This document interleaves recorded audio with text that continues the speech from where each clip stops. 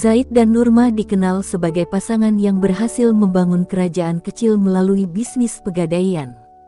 Dari luar, kehidupan mereka tampak sempurna. Mereka tinggal di rumah mewah di tengah kota, memiliki mobil-mobil mahal, dan sering mengadakan pesta besar untuk menunjukkan status sosial mereka. Namun, di balik itu semua, ada sisi gelap yang tidak diketahui banyak orang. Bisnis mereka dijalankan dengan cara yang tidak jujur.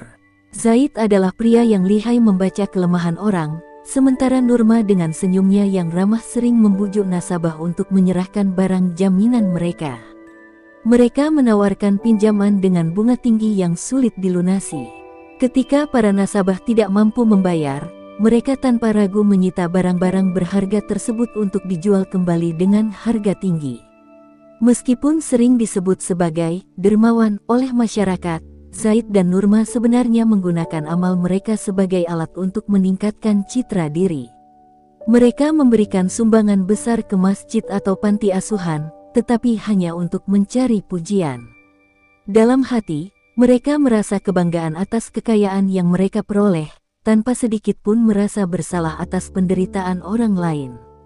Salah satu praktik bisnis mereka yang paling sering membuat orang terjebak adalah ketentuan tebusan yang tidak transparan. Banyak orang yang datang untuk meminjam uang tidak menyadari bahwa jika mereka terlambat sedikit saja, barang jaminan mereka langsung disita. Zaid selalu beralasan bahwa itu adalah aturan perusahaan, padahal itu murni keputusan mereka sendiri. Nurma juga memiliki kebiasaan menyimpan barang-barang berharga yang menarik hatinya. Ketika ada nasabah yang menyerahkan barang seperti perhiasan antik atau lukisan mahal, ia akan memastikan barang itu tetap disimpan untuk dirinya sendiri, bukan dijual. Ia sering memamerkan koleksi barang-barang tersebut kepada teman-temannya sambil berbangga bahwa ia mendapatkannya dengan cara yang halal. Dalam menjalankan bisnisnya, Zaid dan Nurma tidak hanya memanfaatkan kesusahan orang dewasa, tetapi juga mereka yang lemah seperti anak yatim atau janda. Mereka tahu orang-orang ini tidak punya pilihan lain selain menerima syarat-syarat mereka. Zaid bahkan pernah berkata kepada Nurma bahwa kesusahan orang lain adalah peluang bagi mereka untuk memperbesar kekayaan. Tetangga dan kerabat sering merasa iri melihat gaya hidup mereka yang mewah. Tidak ada yang tahu bahwa di balik senyum manis Nurma dan sikap ramah Zaid, mereka adalah pasangan yang licik. Orang-orang menganggap mereka sukses berkat kerja keras, padahal mereka justru menghancurkan hidup banyak orang demi menambah pundi-pundi uang mereka. Zaid dan Nurma juga memiliki kebiasaan merendahkan orang yang berhutang pada mereka. Ketika ada nasabah yang memohon keringanan, mereka justru mempermalukan orang itu di depan pegawai mereka. Bagi mereka, kekuasaan atas nasabah adalah salah satu cara untuk menunjukkan bahwa mereka berada di posisi yang lebih tinggi. Meskipun mereka terlihat puas dengan hidupnya, ada sesuatu yang mulai mengusik hati kecil mereka. Setiap kali mereka melihat orang-orang miskin yang datang dengan air mata, kadang-kadang perasaan bersalah muncul sekejap. Namun, perasaan itu segera mereka abaikan dengan alasan bahwa bisnis adalah bisnis, dan dunia tidak akan menunggu orang-orang lemah. Di malam hari, ketika semuanya tampak sunyi, Zaid sering duduk di balkon rumahnya sambil menikmati pemandangan kota. Di saat-saat seperti itu, ia kadang merenungkan perjalanan hidupnya. Ia sadar bahwa kekayaannya dibangun dari kesulitan orang lain, tetapi ia selalu meyakinkan dirinya bahwa semua yang ia lakukan adalah demi keluarganya. Nurma, di sisi lain, tidak pernah memikirkan hal itu. Baginya, dunia ini adalah tentang mengambil kesempatan sebelum kesempatan itu diambil orang lain. Kabar tentang rencana Zaid dan Nurma untuk menunaikan ibadah haji tersebar cepat di kalangan tetangga dan kerabat. Semua orang memuji keputusan mereka, menganggap pasangan itu semakin diberkahi oleh Tuhan. Zaid dan Nurma merasa bangga. Bagi mereka, perjalanan ini bukan hanya untuk beribadah, tetapi juga cara untuk mempertegas posisi mereka sebagai orang terpandang di masyarakat. Mereka bahkan mengadakan pengajian besar sebagai acara syukuran sebelum keberangkatan. Di dalam hati, Nurma merasa perjalanan ini adalah bentuk pembuktian bahwa kekayaan mereka adalah berkat dari Tuhan. Namun, Zaid merasa sedikit gelisah. Ia tak bisa mengabaikan perasaan bahwa ibadah yang akan mereka jalani mungkin menjadi penilaian atas semua perbuatannya. Ah, semua orang berdosa, bisiknya pada diri sendiri, mencoba menenangkan hati yang mulai goyah. Persiapan haji mereka penuh dengan kemewahan. Mulai dari pakaian yang mereka kenakan hingga barang-barang yang mereka bawa, semuanya dirancang untuk menunjukkan status mereka. Mereka memesan kamar hotel terbaik di Mekah dan membeli perlengkapan ibadah dengan harga selangit. "Kita harus tampil sempurna di sana," ujar Nurma dengan senyum puas, sementara Zaid hanya mengangguk, meskipun hatinya semakin penuh dengan rasa tak menentu. Hari keberangkatan tiba. Bandara dipenuhi kerabat dan tetangga yang mengantar mereka dengan doa dan harapan. Nurma tampak begitu anggun dalam pakaian ihram putihnya, sedangkan Zaid menampilkan senyuman penuh percaya diri. Namun, di antara kerumunan, mereka tak menyadari kehadiran seorang wanita tua dengan pandangan penuh luka. Wanita itu adalah Siti, yang hidupnya hancur setelah kehilangan kalung warisannya. Ia hanya berdiri diam, memandangi pasangan itu dengan tatapan penuh kepedihan, sebelum berbalik pergi tanpa sepatah kata. Di atas pesawat, suasana awalnya terasa menyenangkan. Zaid dan Nurma berbincang dengan jamaah lain, sesekali membanggakan perjalanan mereka. Namun, saat melihat keluar jendela, hati Zaid mulai dipenuhi bayangan masa lalu. Ia teringat wajah-wajah para nasabah yang menangis memohon belas kasihan. Nurma, yang duduk di sampingnya, sibuk membayangkan doa-doa yang akan ia panjatkan di depan Ka'bah tanpa menyadari kegelisahan suaminya. Ketika mereka tiba di Mekah, kota suci itu menyambut mereka dengan keagungan yang sulit diungkapkan. Hiruk-pikuk jamaah dari seluruh dunia membuat Nurma terpesona, sementara Zaid merasa seolah-olah berada di bawah pengawasan sesuatu yang tak terlihat. Ia merasa dadanya sesak, tetapi tetap melangkah mengikuti alur jamaah lainnya. Malam pertama mereka di hotel, Zaid terbangun dari tidurnya dengan keringat dingin. Dalam mimpinya, ia melihat bayangan seorang wanita tua menangis sambil memohon sesuatu darinya. Bayangan itu sangat jelas, seperti kenyataan yang hidup di pikirannya. Ia bangkit dari tempat tidur dan berjalan ke balkon, berharap udara malam dapat menenangkan pikirannya. Namun, perasaan bersalah itu semakin kuat. Keesokan harinya, mereka memulai ritual ibadah mereka. Ketika mereka memasuki Masjidil Haram untuk pertama kalinya, hati Nurma dipenuhi rasa takjub. "Lihat, Zaid, kita benar-benar berada di sini," katanya dengan mata berbinar. Namun, Zaid tidak merasakan hal yang sama. Baginya, setiap langkah terasa berat, seperti membawa beban yang tak terlihat. Saat melaksanakan tawaf, Zaid mulai merasa napasnya semakin pendek. Setiap langkah yang ia ambil di depan Ka'bah, suara-suara dari masa lalu kembali menggema di pikirannya. Tangisan anak-anak, wajah-wajah penuh luka, dan kalung Siti yang ia rampas tanpa belas kasihan. Ia mencoba mengabaikannya, tetapi semakin ia berusaha, bayangan itu semakin jelas. Nurma, yang berjalan di sampingnya, juga mulai merasakan sesuatu yang aneh. Langkahnya terasa berat, dan dadanya mulai sesak. Ia mencoba fokus berdoa, tetapi pikirannya terus mengarah pada barang-barang berharga yang ia simpan di lemari, hasil dari menyita harta orang-orang yang tak mampu. Ia menunduk, berharap semua itu hanyalah perasaan biasa. Namun, saat matanya tertuju pada Ka'bah, sesuatu di dalam dirinya seolah berkata, "Kau tidak layak berada di sini." Di tengah lautan manusia yang beribadah dengan penuh khusyuk, Zaid dan Nurma mulai merasakan bahwa perjalanan mereka bukanlah sekadar perjalanan spiritual, melainkan awal dari sebuah perhitungan atas dosa-dosa yang selama ini mereka abaikan. Sesuatu yang tidak bisa mereka hindari sedang menanti mereka. Beberapa hari sebelum keberangkatan mereka ke Tanah Suci, Zaid dan Nurma didatangi seorang wanita bernama Siti. Wajah Siti terlihat kusut, tubuhnya kurus, dan matanya memancarkan keputusasaan yang dalam. Ia datang bersama anak perempuannya yang berusia 7 tahun, yang tampak memeluk ibunya dengan erat. Siti memohon kepada Zaid dan Nurma untuk memberi keringanan waktu agar ia bisa menebus kalung warisan ibunya yang telah digadaikan. "Pak Zaid, Bu Nurma," suara Siti terdengar bergetar. "Kalung itu adalah satu-satunya kenangan yang saya miliki dari almarhum ibu saya. Berilah saya waktu seminggu lagi. Saya pasti akan melunasinya. Saya mohon." Zaid hanya menatap wanita itu dengan pandangan dingin. Ia membolak-balik buku catatan di mejanya, seolah mencari alasan untuk menolak permohonan itu. Nurma, yang duduk di sebelahnya, mengenakan senyum palsu, tetapi suaranya terdengar tajam. "Bu Siti, waktu tebusan sudah habis. Kami tidak bisa memberi kelonggaran.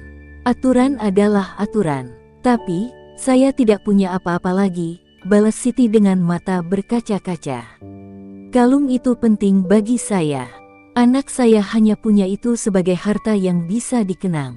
Zaid menghela napas panjang, seolah menahan kesal. "Bu Siti, kita sudah bicara soal ini sebelumnya. Kami juga punya urusan lain yang harus diurus. Kalau ibu tidak bisa membayar, kalung itu sudah menjadi milik kami." Selesai. Anak Siti yang berdiri di sampingnya mulai menangis. Ia memeluk ibunya erat-erat, seolah memahami bahwa sesuatu yang berharga akan diambil dari mereka. Siti pun jatuh berlutut di lantai, memohon tanpa rasa malu. "Saya mohon, Pak Zaid, tolong beri saya waktu. Hanya seminggu lagi, hanya itu yang saya minta."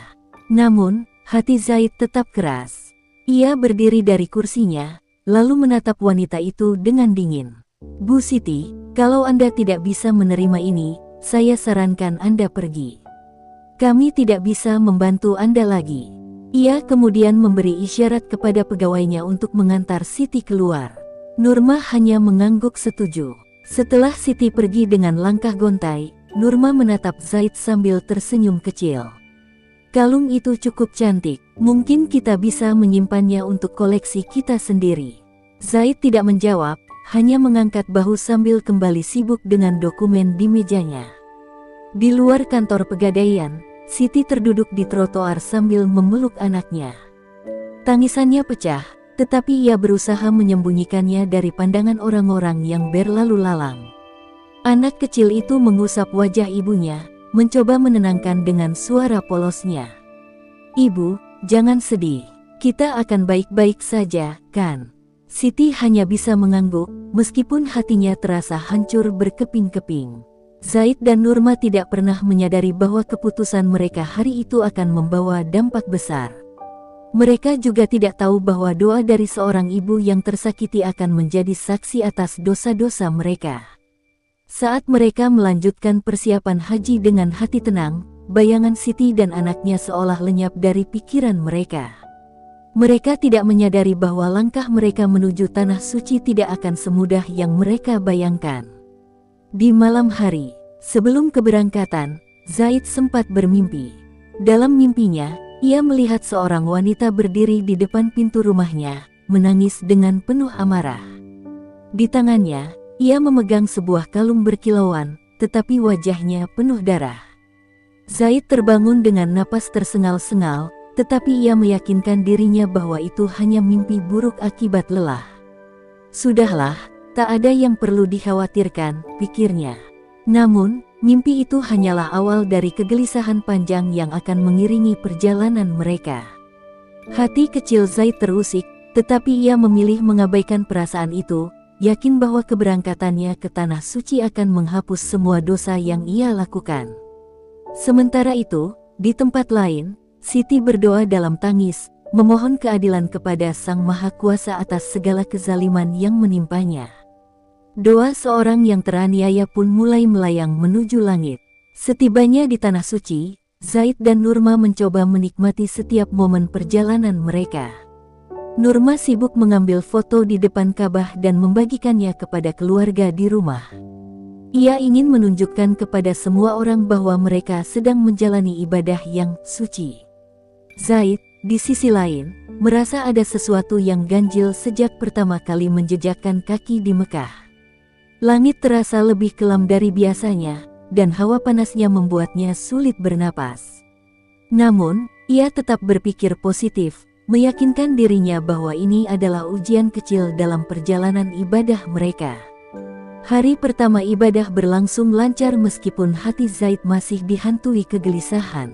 Saat mereka melakukan tawaf di sekitar Ka'bah, Zaid merasa seperti ada yang mengawasi setiap langkahnya.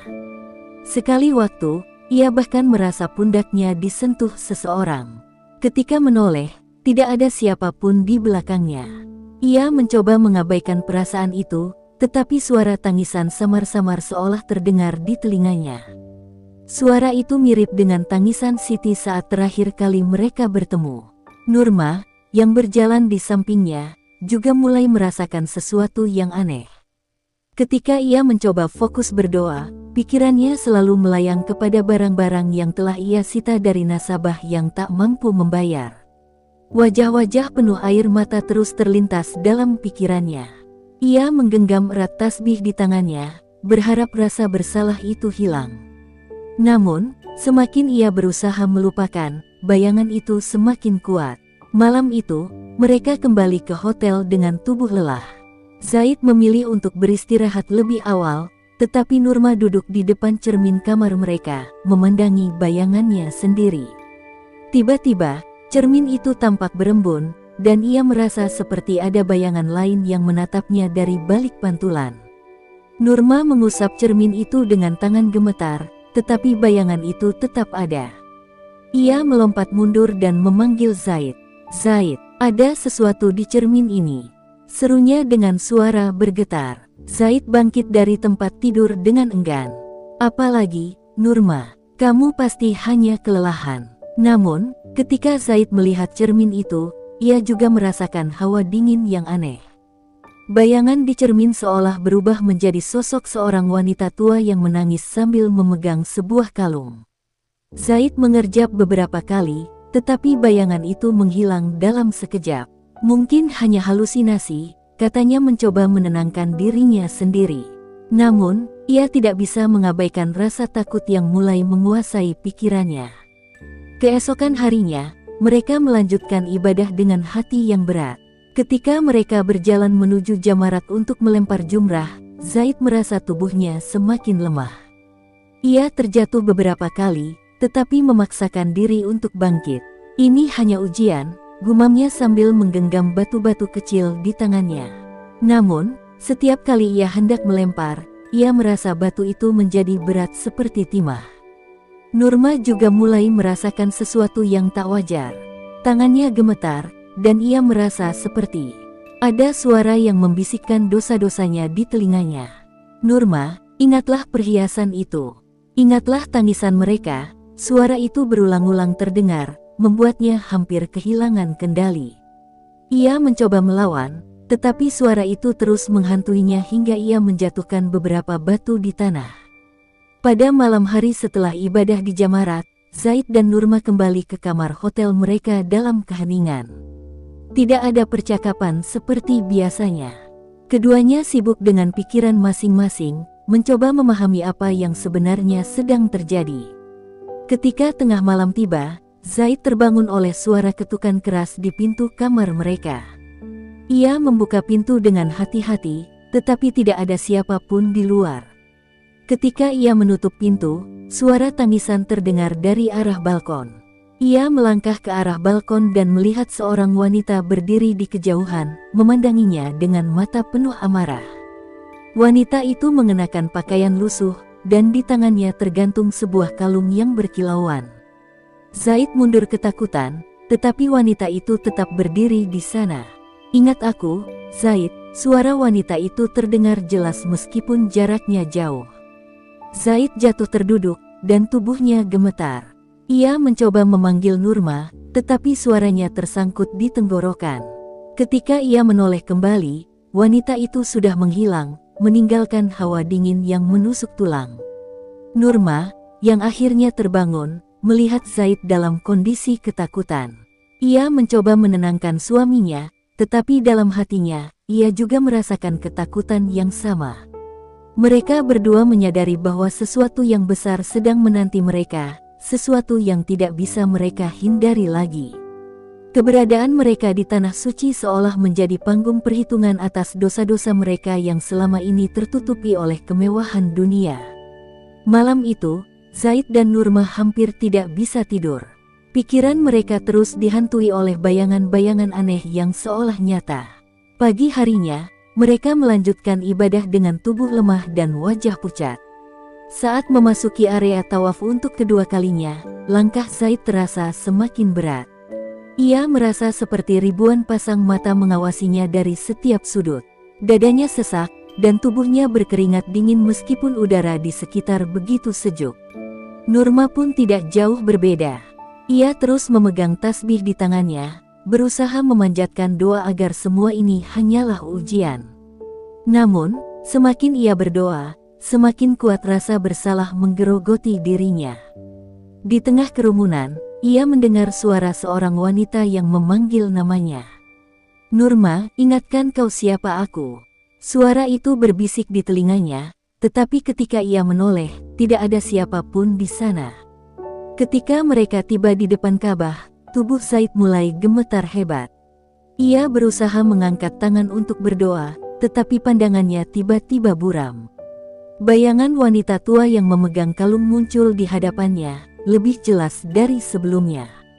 Wanita itu menangis dengan air mata darah, menunjuk langsung ke arahnya. Zaid ingin berteriak, tetapi lidahnya keluh. Tiba-tiba, tubuh Zaid terjatuh ke lantai.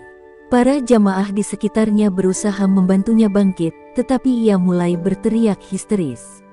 "Jangan sentuh aku, pergi dari sini!" Suaranya memecah kesunyian area tawaf. Nurma berlari mendekatinya, tetapi ketika ia mencoba memegang tangan suaminya, tubuh Zaid terasa panas seperti bara api. Seketika itu juga, sesuatu yang mengerikan terjadi. Tubuh Zaid perlahan-lahan berubah. Kulitnya menjadi bersisik, dan matanya memerah seperti api. Jamaah yang melihat kejadian itu menjerit ketakutan, menjauh dari mereka. Nurma hanya bisa terdiam, matanya membelalak tidak percaya. Ia ingin bergerak, tetapi tubuhnya terasa kaku. Tidak lama kemudian, perubahan yang sama terjadi pada tubuh Nurma. Kulitnya yang halus mulai mengeras, berubah menjadi sisik ular. Ia merasakan tubuhnya melilit tanpa kendali.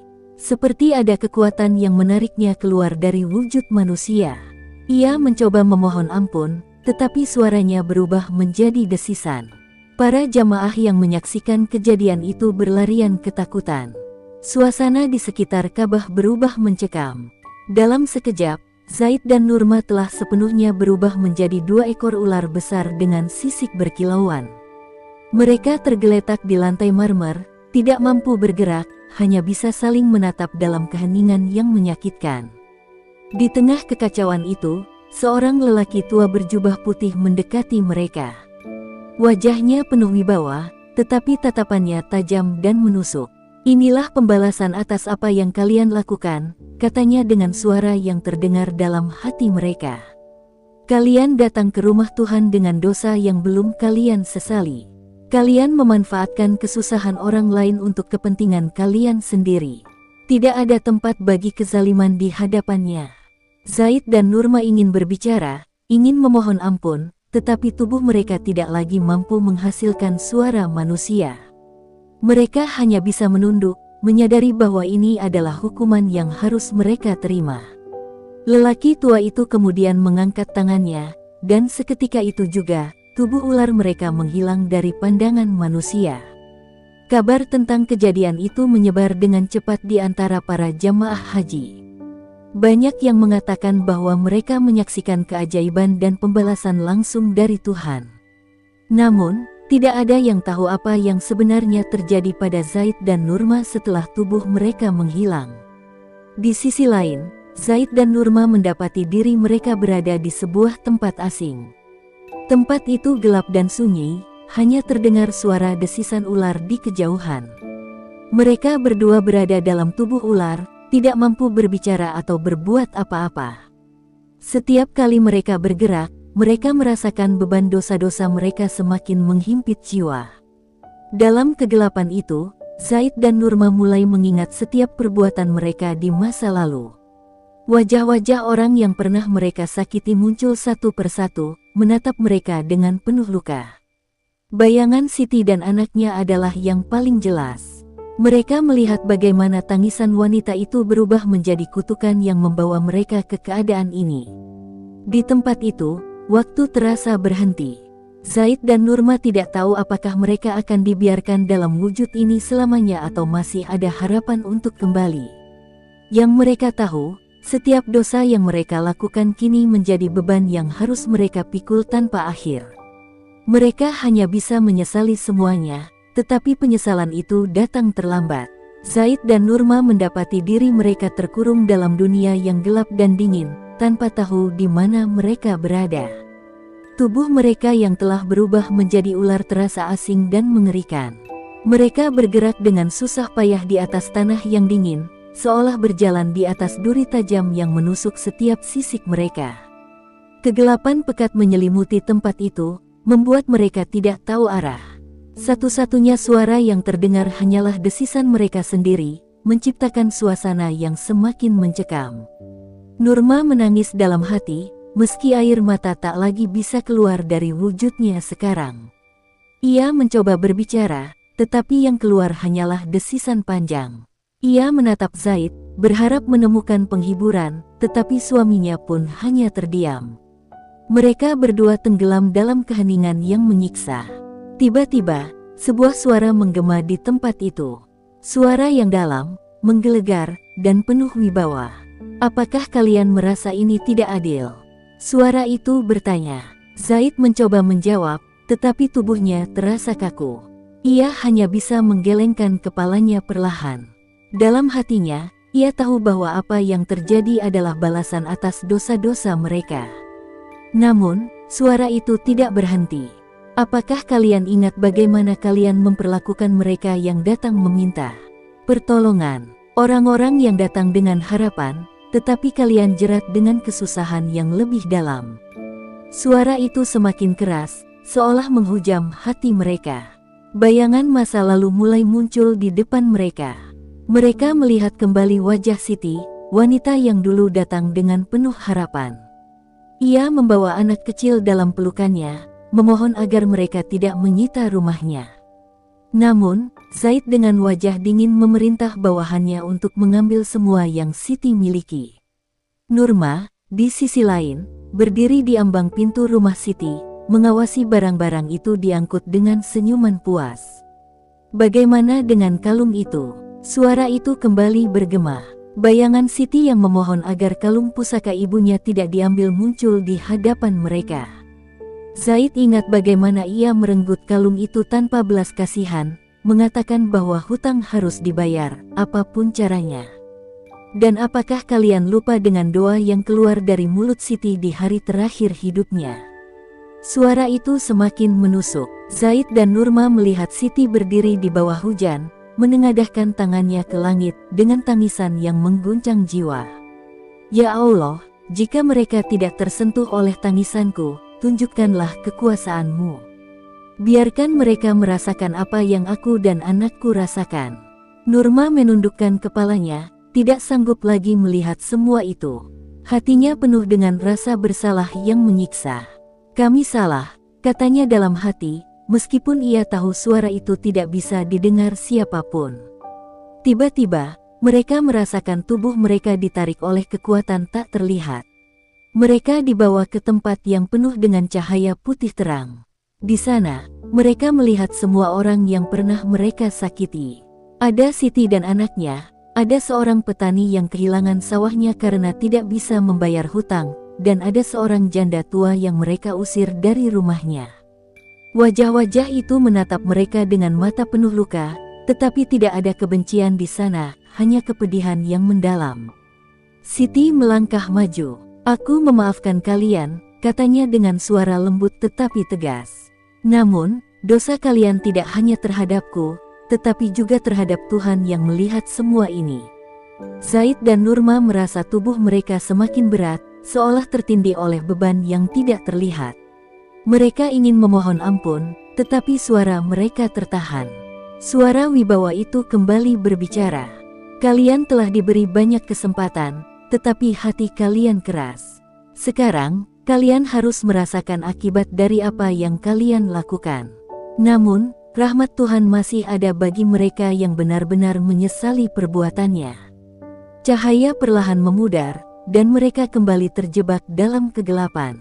Namun, kali ini, mereka merasakan sesuatu yang berbeda.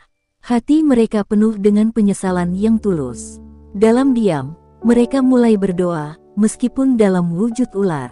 Mereka memohon ampunan dengan segala kerendahan hati, berharap masih ada harapan untuk mereka kembali ke jalan yang benar.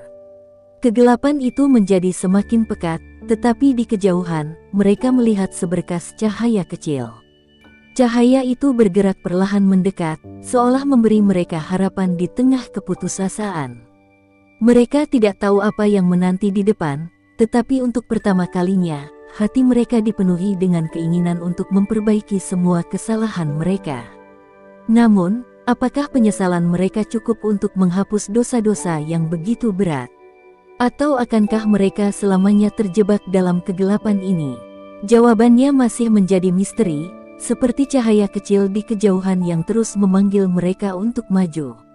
Cahaya kecil di kejauhan menjadi satu-satunya arah bagi Zaid dan Nurma. Dalam tubuh ular mereka yang melata, mereka terus bergerak, mengikuti sumber cahaya itu meski jalan yang dilalui penuh rintangan. Setiap kali mendekati cahaya, mereka merasa sedikit beban di hati mereka terangkat. Namun, setiap kali mereka berhenti, bayangan dosa-dosa lama kembali menghantui mereka, menyeret mereka lebih dalam ke jurang penyesalan. Setelah berjalan entah berapa lama, cahaya itu membawa mereka ke sebuah gerbang besar yang terbuat dari cahaya. Di depan gerbang itu berdiri sosok berjubah putih yang sebelumnya mereka temui. Wajahnya tetap berwibawa, tetapi kali ini ada sedikit kelembutan dalam tatapannya. "Kalian telah melangkah jauh," katanya. "Namun, perjalanan ini belum selesai. Jika kalian ingin kembali, kalian harus menghadapi setiap dosa yang pernah kalian lakukan dan menyelesaikan semuanya dengan hati yang bersih." Zaid mencoba mengangguk, meskipun tubuhnya yang bersisik sulit untuk bereaksi seperti manusia. Nurma hanya bisa menatap sosok itu dengan penuh harap. Sosok berjubah putih itu mengangkat tangannya, dan tiba-tiba mereka dibawa ke tempat lain. Tempat itu menyerupai dunia nyata, tetapi terasa berbeda, sepi, sunyi, dan penuh kabut. Di hadapan mereka muncul sebuah rumah kecil yang reot. Itu adalah rumah Siti, wanita yang pernah mereka jerat dengan kesusahan hingga kehilangan segalanya. Dari dalam rumah terdengar suara tangisan anak kecil, memilukan dan penuh kepedihan. Zaid dan Nurma ingin masuk, tetapi tubuh mereka terasa berat, seolah ada kekuatan tak terlihat yang menahan mereka. Sosok berjubah putih muncul di samping mereka. "Untuk melangkah ke dalam, kalian harus merasakan apa yang dirasakan oleh orang-orang yang kalian sakiti," katanya. Tiba-tiba, tubuh mereka berubah kembali menjadi manusia, tetapi dengan rasa sakit yang luar biasa. Mereka merasakan perut kosong, dinginnya malam tanpa selimut, dan rasa putus asa yang menggerogoti jiwa. Mereka melihat diri mereka sendiri sebagai Siti, kelaparan, lelah, dan kehilangan harapan. Mereka mendengar suara anak kecil memanggil, "Ibu, aku lapar," dan rasa bersalah yang selama ini tertahan pecah begitu saja. Zaid jatuh berlutut, menangis dengan suara keras. "Ampuni aku, Siti, ampuni aku." Nurma memeluk dirinya sendiri, tubuhnya gemetar. Ia tidak sanggup menghadapi semua ini. "Aku tidak tahu betapa besar penderitaanmu," katanya lirih. Saat mereka menangis, pintu rumah itu terbuka. Di sana berdiri bayangan Siti, bersama anaknya yang menggenggam erat tangannya. Wajah mereka bersinar lembut, tanpa kebencian, tetapi penuh luka. "Kami sudah memaafkan kalian," kata Siti dengan suara lembut. "Tapi memaafkan bukan berarti melupakan. Apa yang kalian lakukan meninggalkan luka yang dalam, tidak hanya bagi kami, tetapi juga bagi hati nurani kalian sendiri." Bayangan itu perlahan memudar, tetapi rasa bersalah di hati Zaid dan Nurma tidak serta-merta hilang. Mereka tahu ini baru awal dari perjalanan mereka. Sosok berjubah putih kembali mendekati mereka.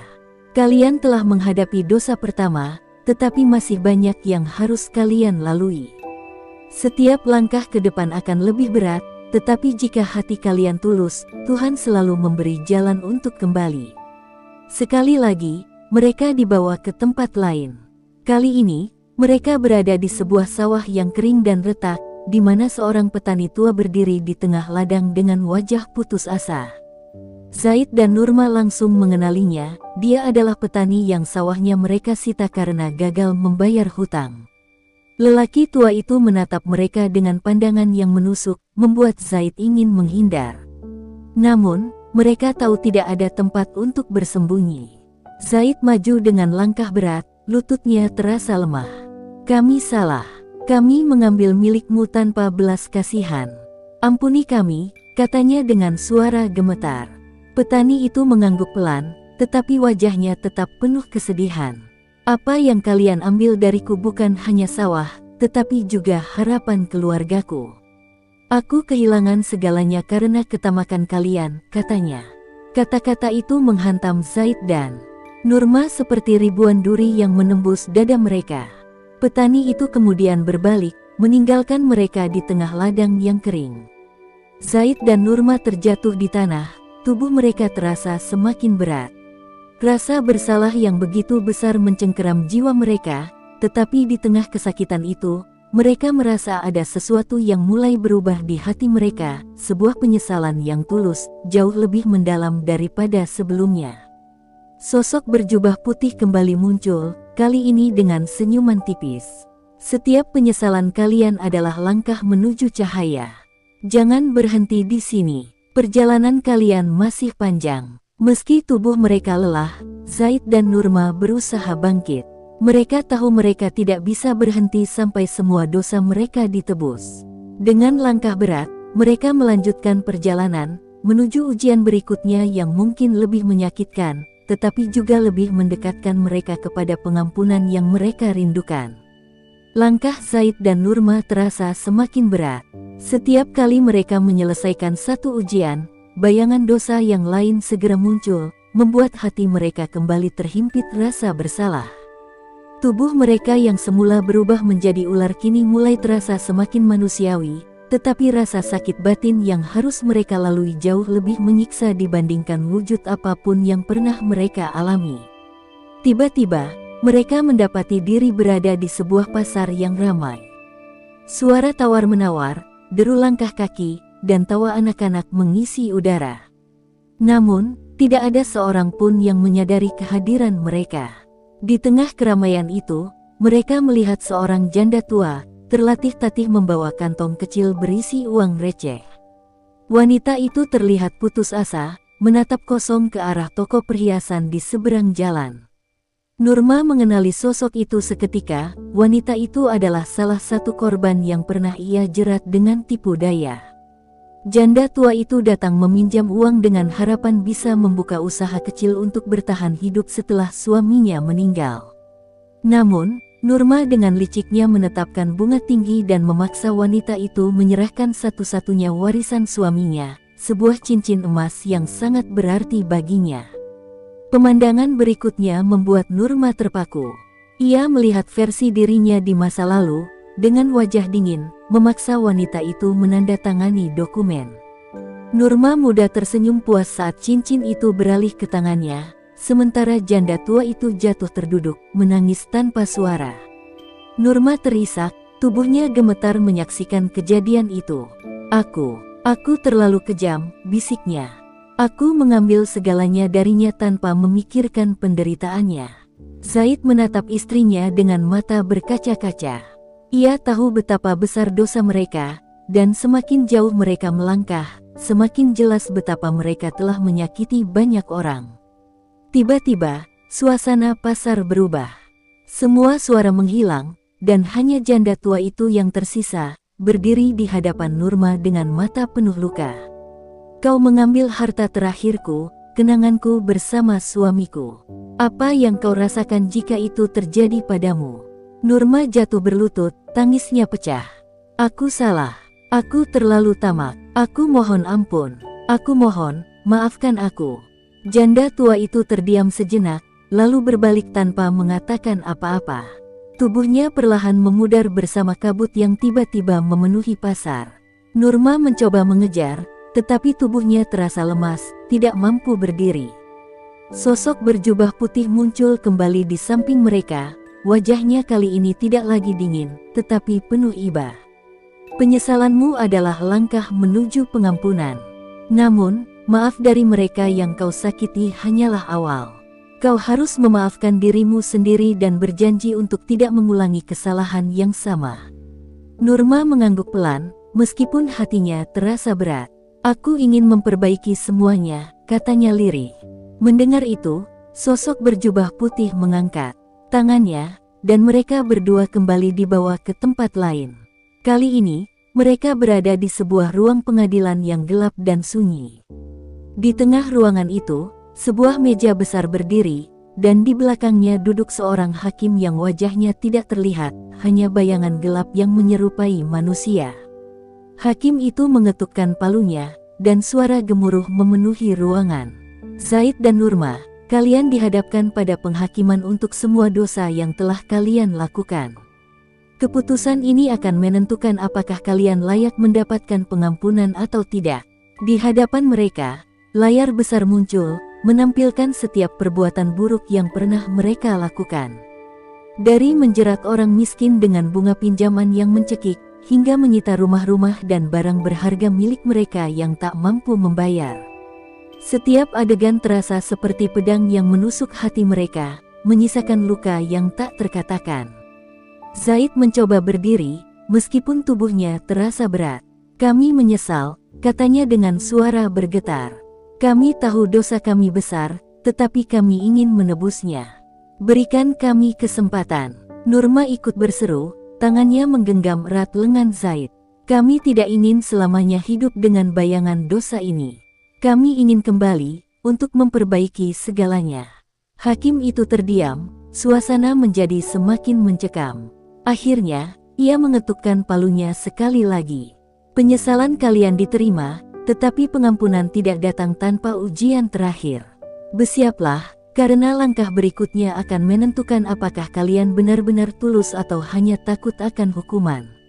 Ruangan itu perlahan memudar, dan Zaid serta Nurma mendapati diri mereka kembali di jalan panjang yang gelap. Namun, kali ini, mereka tidak merasa sendirian. Di hati mereka, meskipun masih dipenuhi rasa bersalah, mulai tumbuh secercah harapan. Mereka tahu perjalanan mereka belum selesai, tetapi mereka juga tahu bahwa setiap langkah adalah kesempatan untuk kembali ke jalan yang benar. Zaid dan Nurma melangkah dengan hati yang semakin terhimpit. Bayangan dosa-dosa mereka terus menghantui, tetapi mereka tak berani berhenti. Perjalanan ini tak hanya membawa mereka ke masa lalu, tetapi juga menguji seberapa tulus penyesalan mereka. Di tengah jalan panjang yang gelap, mereka melihat sebuah pintu besar yang tampak usang, di mana tertulis sebuah kalimat yang menggema di kepala mereka, hanya yang benar-benar tulus yang akan keluar dengan selamat. Ketika mereka membuka pintu itu, Zaid dan Nurma mendapati diri berada di sebuah rumah besar yang megah. Ruangan itu penuh dengan perabotan mewah, lampu kristal yang berkilauan, dan dinding yang dihiasi lukisan indah. Tempat itu langsung mengingatkan mereka pada rumah yang pernah mereka duduki, hasil dari merampas milik orang lain. Namun, suasananya berbeda, terasa dingin dan sunyi, seperti menyimpan rahasia kelam. Dari kejauhan, suara seorang pria tua terdengar memanggil. Zaid dan Nurma mengenali suara itu sebagai milik Pak Ramli, seorang tetua kampung yang pernah mereka jebak untuk kehilangan tanahnya. Mereka ingat betapa pria itu memohon belas kasihan ketika mereka memaksa menjual tanah warisan keluarganya dengan harga murah, hanya demi kepentingan pribadi mereka. Mereka mengikuti suara itu hingga ke sebuah ruangan kecil di sudut rumah.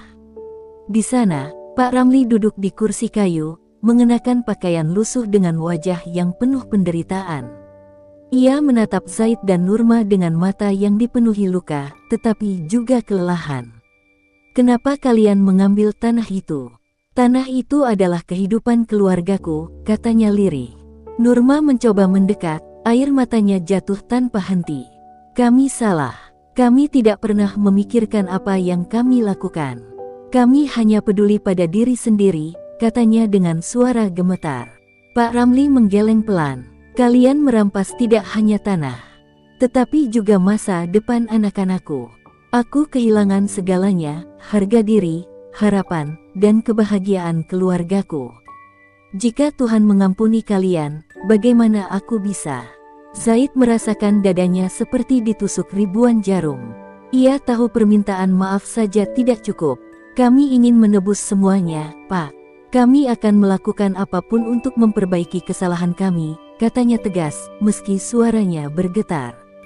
Tiba-tiba, ruangan itu mulai runtuh. Dinding-dindingnya retak, lampu kristal jatuh dan pecah menjadi ribuan serpihan. Pak Ramli memudar bersama reruntuhan itu, meninggalkan Zaid dan Nurma dalam kegelapan. Mereka berdua terjatuh ke tanah, merasakan rasa bersalah yang semakin berat menghimpit jiwa mereka. Dalam gelap, sosok berjubah putih muncul lagi, kali ini dengan wajah penuh kewibawaan yang dingin. Kalian sudah melihat dosa-dosa kalian dan mendengar suara mereka yang pernah kalian sakiti. Tapi ujian terakhir ini bukan tentang mereka, melainkan tentang diri kalian sendiri. Apakah kalian benar-benar tulus, atau hanya takut pada hukuman yang menanti? Zaid dan Nurma saling berpandangan. Mereka tahu bahwa perjalanan ini bukan tentang menyelamatkan diri mereka sendiri, tetapi tentang menemukan kembali kemanusiaan yang telah lama hilang. Kami ingin memperbaiki semuanya, bukan untuk kami, tetapi untuk mereka, kata Nurma dengan suara yang lebih mantap. Sosok berjubah putih mengangkat tangannya, dan mereka berdua tiba-tiba berada di sebuah lapangan luas yang dipenuhi cahaya terang. Di tengah lapangan itu, mereka melihat semua orang yang pernah mereka sakiti, Pak Ramli, Siti, petani tua, janda miskin, dan banyak lagi. Setiap wajah yang pernah mereka lupakan kini menatap mereka, penuh dengan luka dan harapan. Zaid melangkah maju, lututnya bergetar. Kami tidak bisa mengubah apa yang telah terjadi. Kami hanya bisa memohon ampun dan berharap kalian memberi kami kesempatan untuk memperbaiki semuanya. Satu persatu, orang-orang itu menghilang, meninggalkan bayangan wajah mereka di hati Zaid dan Nurma. Cahaya yang memenuhi lapangan mulai memudar, dan mereka kembali berada di depan Ka'bah, tempat di mana perjalanan ini dimulai. Tubuh mereka perlahan berubah kembali menjadi manusia, tetapi mereka merasa sangat lemah. Hati mereka penuh dengan rasa penyesalan, tetapi juga secercah harapan. Di tengah kerumunan orang yang berdoa, mereka berdua bersujud, memohon ampun kepada Tuhan dengan segenap hati. Tiba-tiba, suara lembut menggema di hati mereka. Setiap jiwa yang benar-benar bertobat akan selalu memiliki jalan untuk kembali. Tapi jalan itu tidak mudah, dan pengampunan harus dibuktikan dengan perbuatan. Zaid dan Nurma tahu perjalanan mereka belum selesai. Mereka telah diberi kesempatan untuk kembali ke dunia, tetapi dengan tanggung jawab yang besar. Mereka harus mencari setiap orang yang pernah mereka sakiti, memohon maaf, dan mengembalikan apa yang telah mereka ambil. Dengan hati yang lebih tenang, mereka berjanji pada diri sendiri bahwa sisa hidup mereka akan digunakan untuk menebus semua dosa. Kini, mereka tidak lagi berjalan dengan rasa takut, tetapi dengan harapan dan tekad untuk menjadi manusia yang lebih baik. Setelah kembali ke dunia nyata, Zaid dan Nurma merasakan beban berat di hati mereka. Waktu terasa berbeda, seakan-akan perjalanan mereka hanya berlangsung beberapa jam, namun jiwa mereka telah menempuh ribuan tahun penderitaan. Di hadapan Ka'bah, mereka berdua menangis terseduh-seduh, mengulang permohonan ampun yang kini benar-benar tulus. Namun, doa itu tidak berakhir di sana. Mereka tahu bahwa penyesalan mereka harus dibuktikan melalui tindakan nyata. Hari-hari berikutnya dipenuhi langkah yang tak mudah. Mereka pulang ke kampung halaman dengan tekad untuk memperbaiki semua kerusakan yang telah mereka lakukan. Tapi, ketika mereka tiba di rumah besar yang dulu mereka banggakan, suasana berubah menjadi sunyi dan dingin. Rumah itu tidak lagi terasa seperti tempat tinggal, melainkan seperti penjara yang penuh dengan kenangan pahit. Zaid membuka sebuah laci tua dan menemukan tumpukan dokumen, sertifikat tanah, surat-surat perjanjian utang, dan barang jaminan milik orang-orang yang pernah mereka jerat. Hatinya terasa hancur saat menyadari betapa banyaknya nyawa yang telah mereka hancurkan demi kekayaan. Sambil menggenggam dokumen itu, ia berkata kepada Nurma, "Ini saatnya kita mengembalikan semuanya, bahkan jika kita harus kehilangan semua yang kita miliki." Nurma mengangguk pelan, meski air mata membasahi pipinya. Ia tahu bahwa harta mereka tidak lagi memiliki arti apa-apa. Bersama, mereka menyusun daftar nama korban, bertekad untuk menemui mereka satu persatu, memohon maaf, dan mengembalikan apa yang telah mereka ambil. Orang pertama yang mereka temui adalah Pak Ramli. Saat mengetuk pintu rumah kecilnya, mereka melihat pria tua itu tengah duduk di beranda, menatap kosong ke arah ladang yang gersang. Begitu melihat Zaid dan Nurma, raut wajahnya berubah menjadi dingin. "Untuk apa kalian datang ke sini?" tanyanya dengan suara tajam. Zaid jatuh berlutut di hadapannya, menyerahkan surat tanah yang pernah mereka rampas. "Kami datang untuk meminta maaf dan mengembalikan semuanya. Kami tahu ini tidak akan menghapus rasa sakit yang telah kami sebabkan, tapi kami mohon, terimalah ini sebagai langkah awal penebusan kami." Pak Ramli terdiam lama, matanya berkaca-kaca. Dengan tangan gemetar, ia mengambil surat itu. Namun, ia tidak segera memaafkan. "Kalian bisa mengembalikan tanah ini, tapi bagaimana dengan tahun-tahun yang telah hilang? Bagaimana dengan keluargaku yang terlantar?" katanya dengan suara yang bergetar penuh emosi. Nurma menangis terseduh-seduh. "Kami tidak bisa mengubah masa lalu, Pak. Tapi kami bersumpah, kami akan melakukan apa saja untuk membantu Bapak dan keluarga Bapak bangkit kembali. Kami tidak akan lari dari tanggung jawab kami." Pak Ramli menatap mereka dengan tajam, lalu menghela napas panjang. "Maaf, itu bukan sesuatu yang mudah. Tapi aku harap Tuhan melihat niat kalian. Jangan pernah berhenti memperbaiki diri, karena penebusan kalian masih panjang." Kata-kata itu menjadi tamparan keras bagi Zaid dan Nurma. Mereka menyadari bahwa penebusan dosa bukan sekadar mengembalikan harta, tetapi juga membangun kembali kepercayaan yang telah mereka hancurkan. Perjalanan mereka pun berlanjut ke rumah-rumah lain. Mereka menemui seorang janda tua, seorang petani yang kehilangan sawahnya, hingga seorang pedagang kecil yang bangkrut akibat ulah mereka. Reaksi setiap orang berbeda, ada yang memaafkan dengan mudah, ada yang menolak berbicara, bahkan ada yang meluapkan kemarahan dengan memaki mereka habis-habisan. Meskipun berat, Zaid dan Nurma tidak pernah mundur. Setiap hinaan dan cercaan yang mereka terima dianggap sebagai bagian dari hukuman yang harus mereka jalani. Mereka menjual semua harta benda yang mereka miliki, termasuk rumah megah mereka, untuk mengganti kerugian yang pernah mereka sebabkan. Namun, tidak semua orang yang mereka cari dapat ditemukan. Beberapa korban telah meninggal dunia, meninggalkan Zaid dan Nurma dengan rasa bersalah yang tidak terungkapkan. Dalam setiap doa mereka, nama-nama itu selalu disebut, memohon agar jiwa-jiwa tersebut menemukan kedamaian.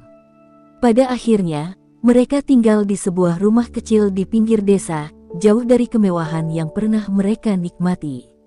Meski hidup dalam kesederhanaan, hati mereka terasa lebih ringan.